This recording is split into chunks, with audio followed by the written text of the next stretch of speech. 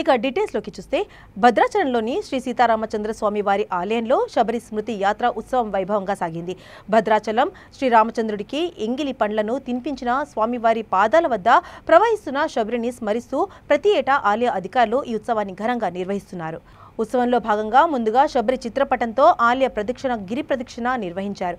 ఆలయ ఈవో రమాదేవి ఆధ్వర్యంలో గిరిజనులు రేలా కొమ్ము నృత్యాలతో పట్టణ పూర్వ వీధులలో ప్రదర్శన నిర్వహించారు. ముందుగా శబరి విగ్రహానికి, దమ్మక్క విగ్రహానికి, భక్త రామదాసు విగ్రహానికి పూలమాలలు వేసి ప్రత్యేక పూజలు నిర్వహించారు. గిరిజనులు అడవుల నుంచి తీసుకువచ్చిన అడవి జాతి పండ్లను, దుంపలను స్వామివారికి నివేదన సమర్పించారు. ఈరోజు రాత్రి చంద్రగ్రహణం సందర్భంగా మధ్యాహ్నం నుంచి ఆలయ తలుపులు మూసివేస్తున్నట్లు ఆలయ అధికారులు తెలిపారు.